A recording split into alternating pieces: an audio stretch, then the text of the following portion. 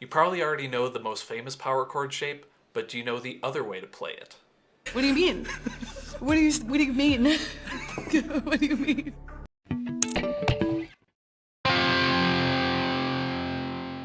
What's up, everyone? This is AJ Hansen from Level Up Your Guitar, and welcome to the next installment of Learning Your Power Chord Shapes. The song we're going to learn today is Song 2 by Blur, and there is free sheet music linked in the description below, and if you're looking for an online teacher, I'm your guy. Alright, let's jump into this song. Now, Song 2 is a song I recently added to my list of songs that I like to teach for good beginner power chord songs. This song is great because it does take your normal power chord shape that we all know and it flips it on its head. It does an inversion of it. So we'll be looking into that, and this song also has a little bit of muted strumming in the very first measure, which is the toughest part of the song. Once you cross that barrier, the rest of this will be pretty easy, and we'll be able to kind of blitz through this one quickly. All right, now let's jump into this one. So we start the song off with an F5 power chord. So you're going to put your index finger on the A string, 8th fret, and your ring finger is going to cover both the D string and the G string and the 10th fret. Now, if you've watched any of my other videos before, you'll know that I'm more of a fan of using all my fingertips. That comes from my classical background and training, because the more you use the fingertips, the cleaner tone you get. It's super subtle. If you're still a beginner, you're not gonna notice that. Well, maybe you will now that I've mentioned it, but there is a little bit of extra clarity by using the fingertips. However, I can be a little bit of a traditionalist, and even though, you know, like the punk style or the alternative isn't really my scene, I do like to show a little respect by playing it the way that the artist did. So I did look this song up, like how he plays it live, and he does do more of a index ring, which is actually how I learned these the very first time when I was a teenager. So we've got this 8, 10, 10 right here, and we're gonna actually start with a muted strum, but you do need to have this chord ready to go. So in the beginning, what you'll do is you'll have that chord shape, but you'll release the pressure while still touching the strings in the same spot. So you get this nice muted tone. So you go down strum with a mute, and then you press down and up strum. So that's a good place if you haven't done muting into a power chord. That's a good place to start.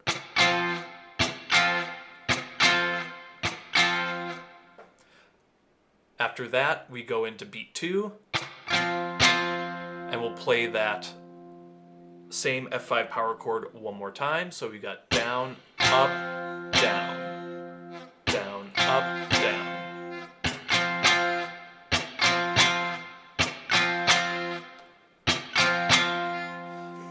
After that, now you will again release the pressure and do 2 16th note strums, down, up. Now these will go quick. So starting from the beginning, we've got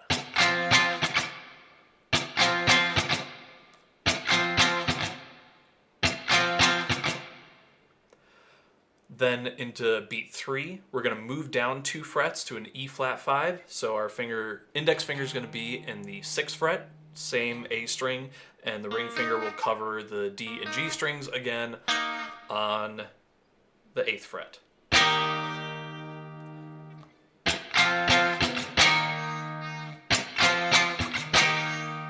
And that there is a good first checkpoint of the song, so that you can practice the muted strumming, especially the down-up muted strum, because that can be a little bit dicey if you haven't done this before, but this is a good way to get into that with this song specifically. Now the other thing I would add about that specific rhythm there, you've got this 1 and 2 and a 3. That and a 3 with the 2 muted strums, there's 2 things I want to talk about that. When you do those muted strums, you can use that time to travel to the 6th and 8th frets or to the E flat 5 chord. So we've got, so you can see I am moving my fingers down to get to that, and that'll keep it a little bit smoother.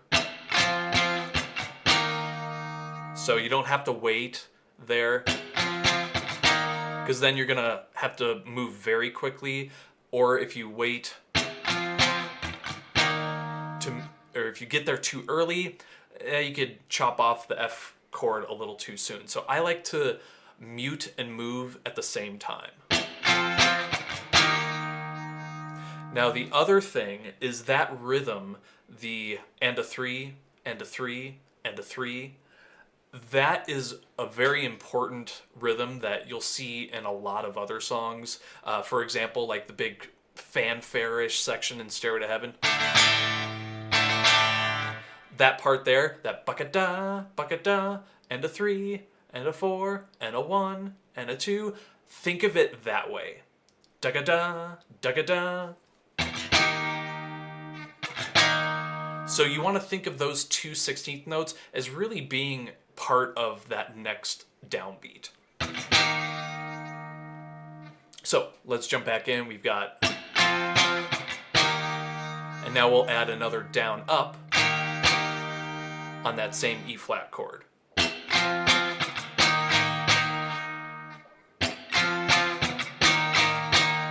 While maintaining that 8th note down up feel. So down, up, down, down, up, down, up, down.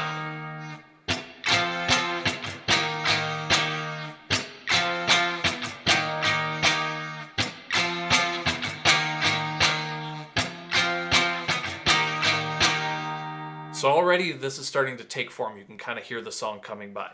Now we've got 2 more 16th note muted strums, and then it's going to go to this A flat 5 in the same 3 strings, index finger on the A string, 11th fret, ring covering the D and G on the 13th fret.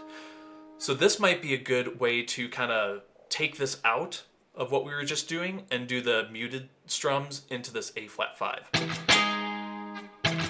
Again, we're taking that bucka-da, bucka-da.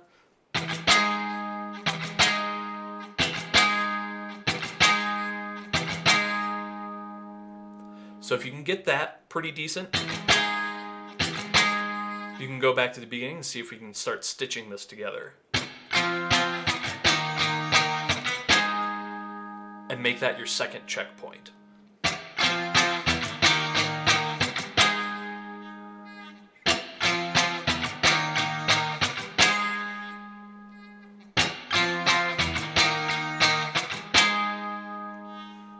Cool. So again, that's going to be the hardest section of the song. The rest of this is going to be much more simple. I won't say it's like the easiest thing in the world, but it's going to be very simple. So the second measure, we'll start straight on the downbeat with that, the A flat 5 in the 11th fret. And it's going to do a down, up, down in these first 2 beats. So down, up, or 1 and on this A flat 5, move up 2 frets to 13, 15, 15, and then move up another 2 frets with an up strum on 15, 17, 17. So we've got A flat 5, B flat 5, up on C5.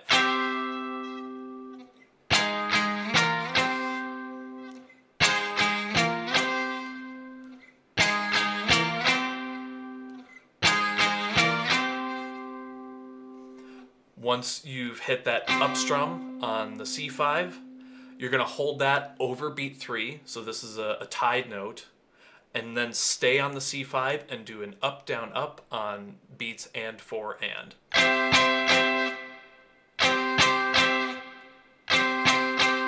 So in context, I'll start from the beginning of the 2nd string on A flat 5.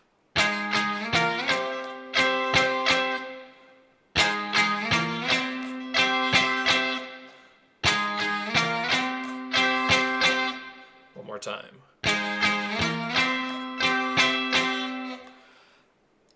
All right, now let's take it from the beginning of the verse and play both measures. 1, 2, 3, 4.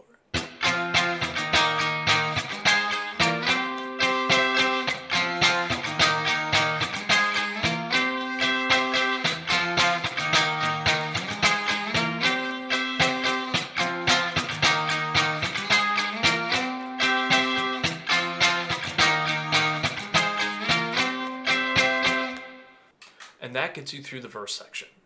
So that's going to repeat for a while, and then the heavily distorted guitar comes in. I think it's probably a fuzz pedal of some type. I'm not exactly sure, so let me switch over to that.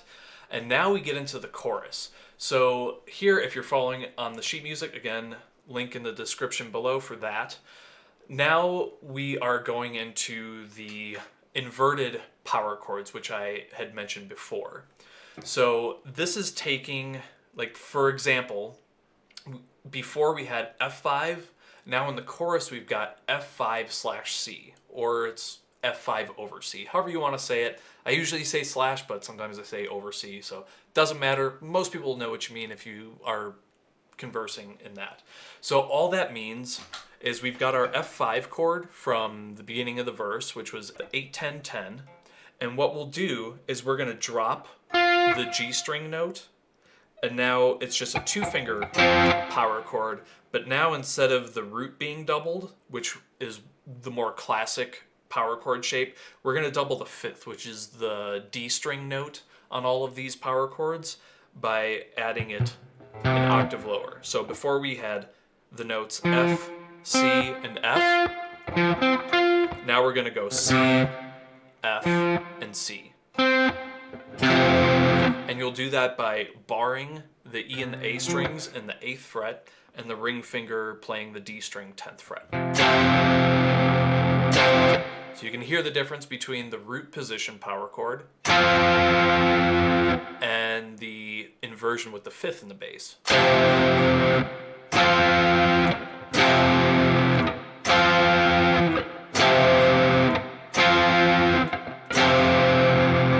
So this chord shape, although not used tons of times, you will see it in hard rock and metal for sure occasionally. I think one of the first times I learned that shape was, I think, The Mirror by Dream Theater. And I was like, what is this shape? And why does it sound so heavy? Because it has that extra openness by having the 5th below. I also kind of think of it as more of a, my piano skills, since college have rapidly degraded, but I kind of think of this as more of like how a pianist would play, is like, oh, having the 5th in the bass instead of always the root. So it does create a little bit of extra room, maybe a little bit more mysterious, but it has a very open sound. So now that we've explained that power chord shape, again, it's index, index, ring, and frets 8, 8, 10. So now here's where the rhythm gets super simple. We've got straight 8th notes in the first measure, 1 and 2 and all down picking. So this is where it's really ripping.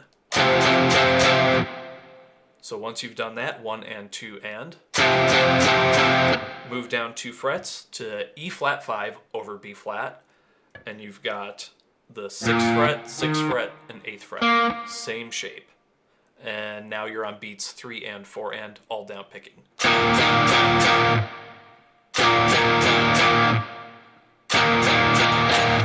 So we've got the F5. I'm just going to call it F5 and E flat 5. I'm not going to talk about the slashes.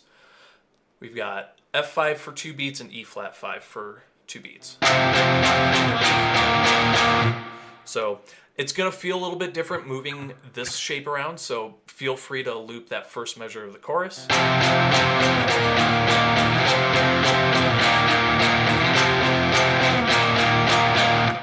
Once you've done that for a while, we're going to go back to A flat again, and now we'll stay on the same strings, E, A, and D on frets 11, 11 with the index, and ring finger on 13. And just 2 down strums for this. And we'll continue on. So we've got the 2 A flats, move up 2 frets to the 13th fret. So 13, 13, 15 for B flat 5 over F. And then another 2 frets to C, 5 over G, and 15, 15, and 17. So the beginning of the second measure of the chorus.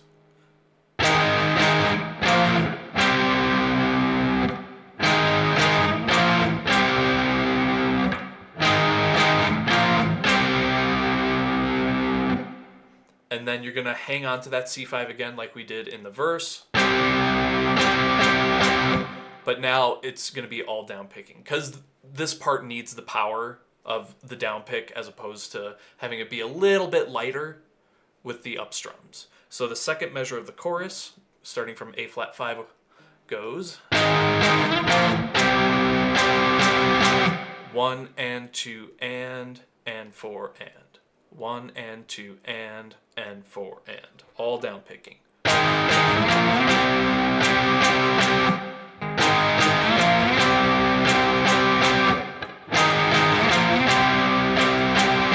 Now from the beginning of the chorus, starting with F5 over C.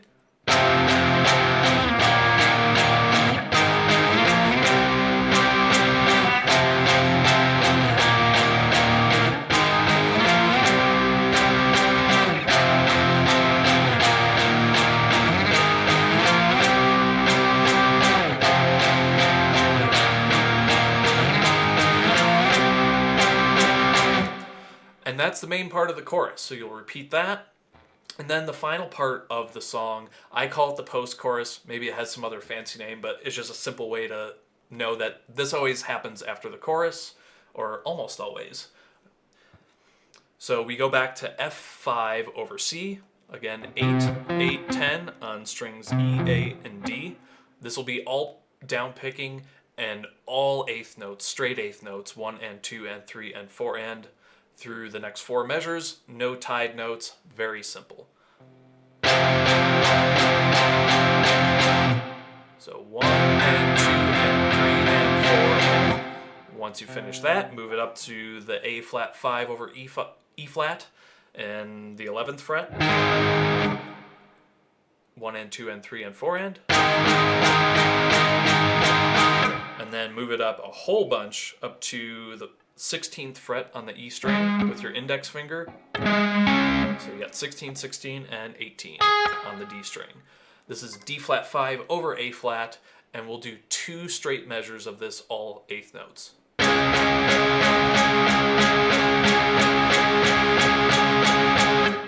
One more time. 1 and 2 and 3 and 4 and 2 times.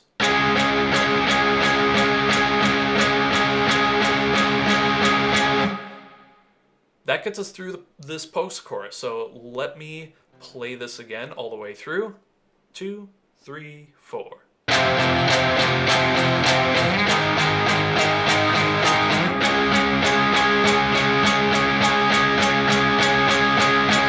And this part's only going to happen once. Let me play it again, more at the speed that it is on the record.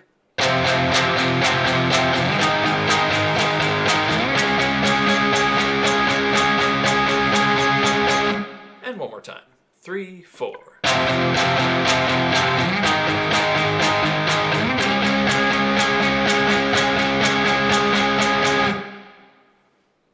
Boom, that's the whole song. That's every part that you need for this song. It is a very short song. I think when I looked it up, it's about 2 minutes and 13-ish seconds. So not a very long song. Shouldn't be a huge commitment.